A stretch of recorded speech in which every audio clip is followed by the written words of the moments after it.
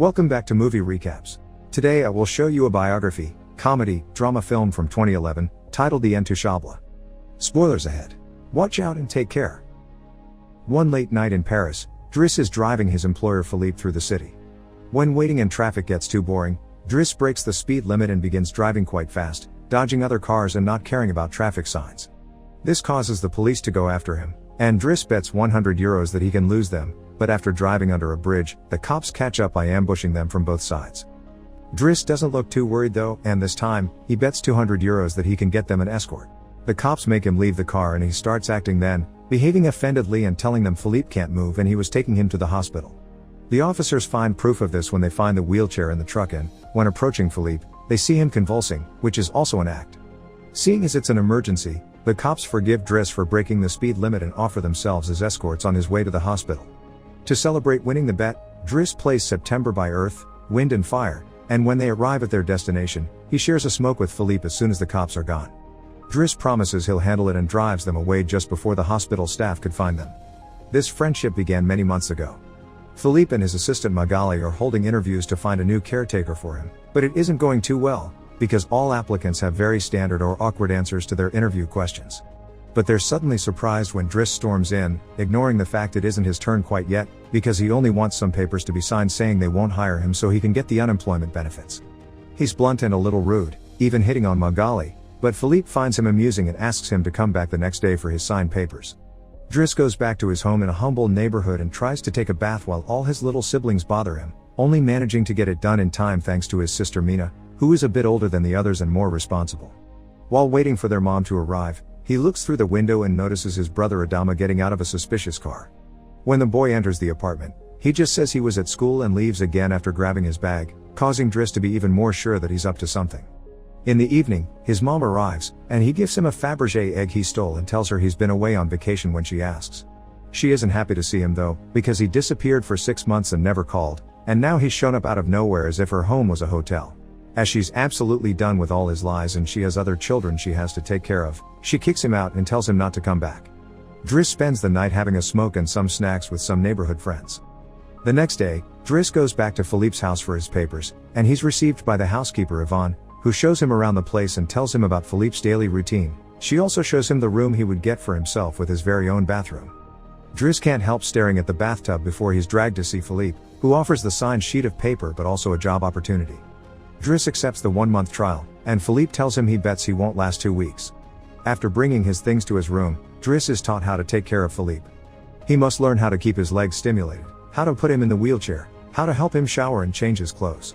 Things get awkward when Driss discovers he must put on him some high stockings and even clean his butt after Philippe uses the bathroom, but no matter how much he complains and says he won't do those chores, he ends up accepting them as part of his job. Later in the evening, while he's enjoying a snack on the roof, he's interrupted by Philippe's daughter Elisa and her boyfriend Bastien, who are looking for a private place to make out, and he kicks them both out after refusing to share his beer. Driss quickly gets used to the daily routine with Philippe, even if at first he does make some mistakes he learns from, like handing the phone to Philippe instead of putting it on his ear or forgetting the baby monitor while having a bath. He also learns to organize his mail in different folders, most of the letters he opens for Philippe, but there's a series of private ones he isn't allowed to look at. When he finds a flyer promoting female escorts, he decides to start a file just for those instead of throwing them in the trash as Philippe says. It's not all work in this new life though. Driss still makes sure to have a good time. He keeps trying to hit on Magali to no avail, and sometimes calls escorts to join him in bed.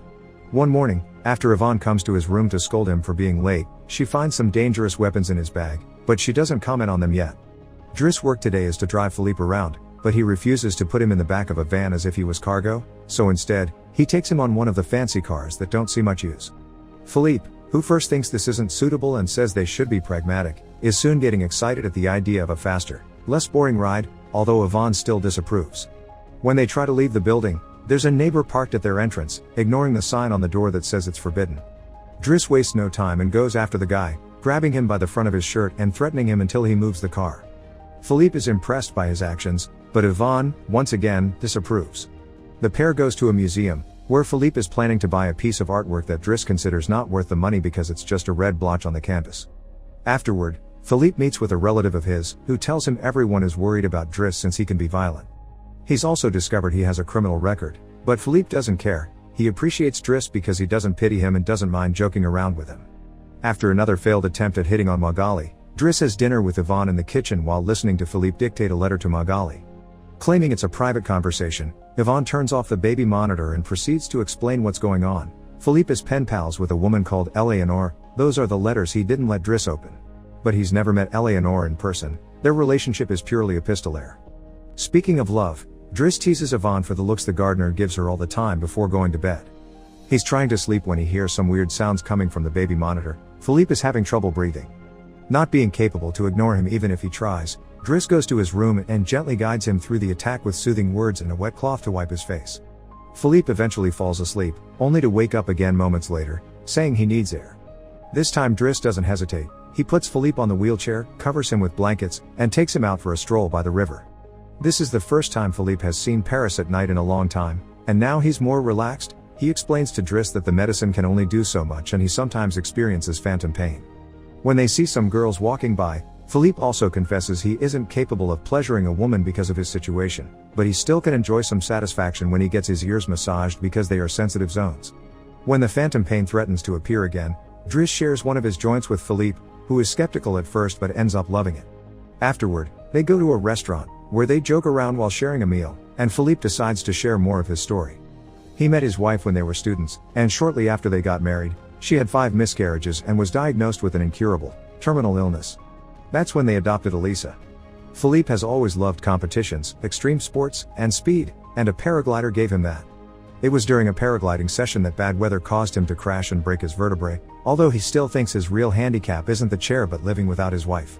After joking around some more, Philippe remembers the date and realizes Driss has passed his 1-month trial, so he's now officially hired.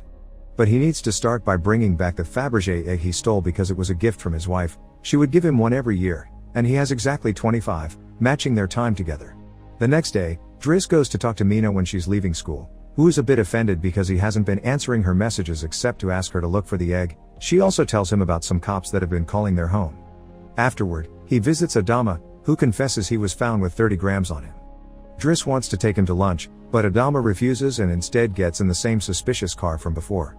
Later on, Driss is allowed to be present while Philippe dictates his letter for Eleanor to Magali.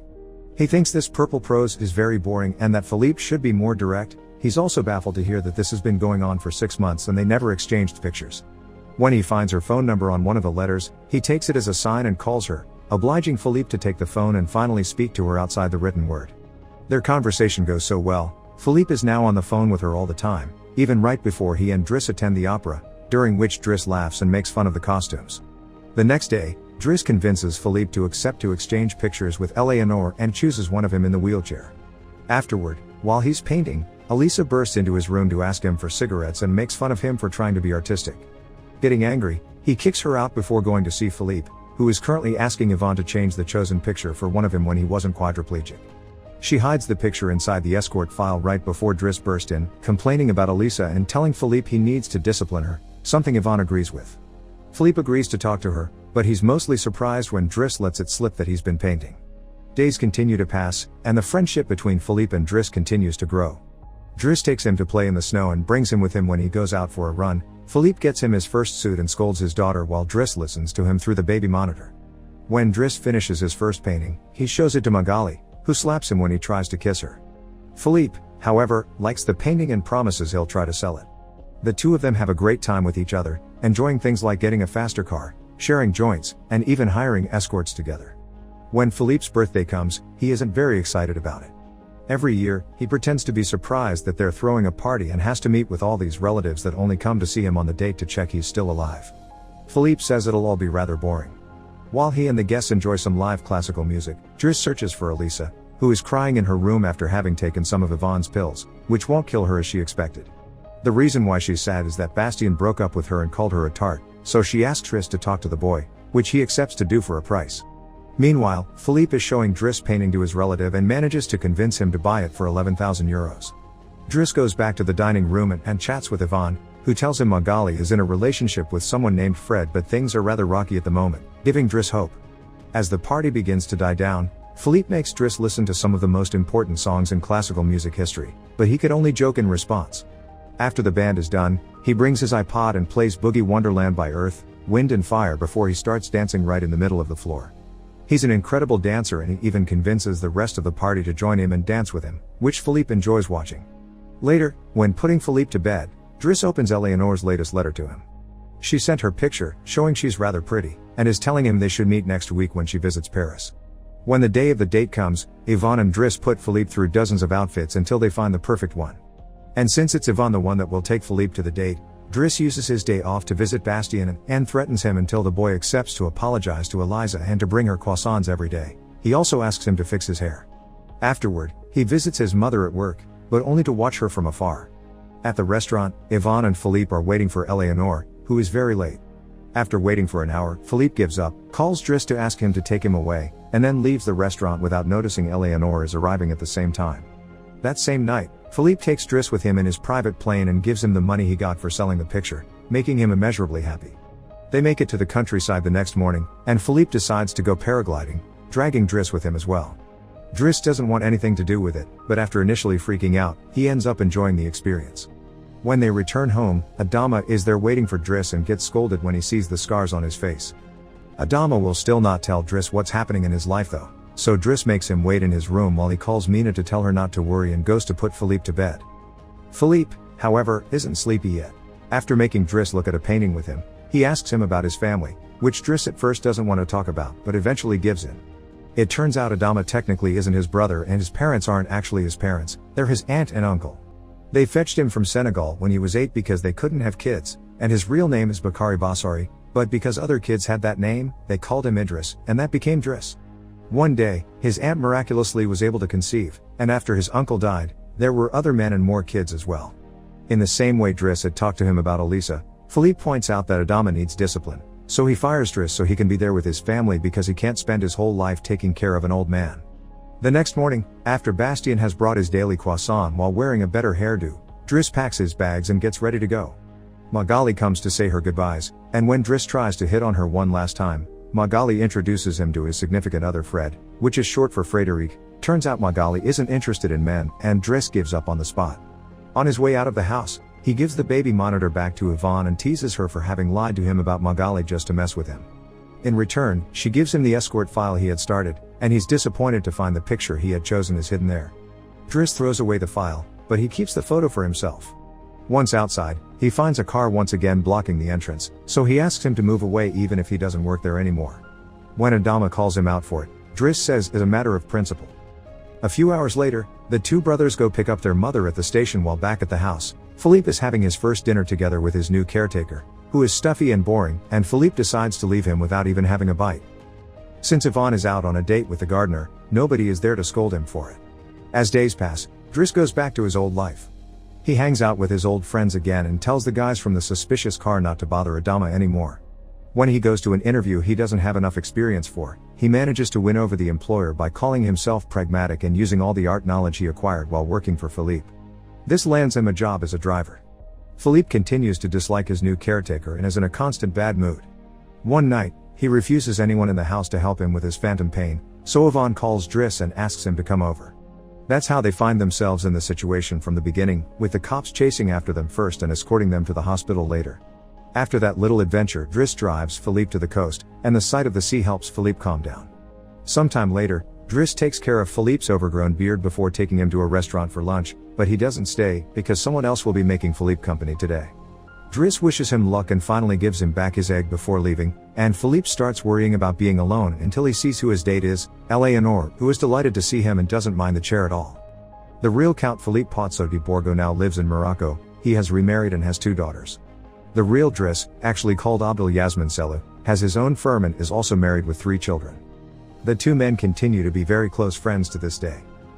Make sure to subscribe and turn on notifications so you can watch more videos like this. Thanks for watching.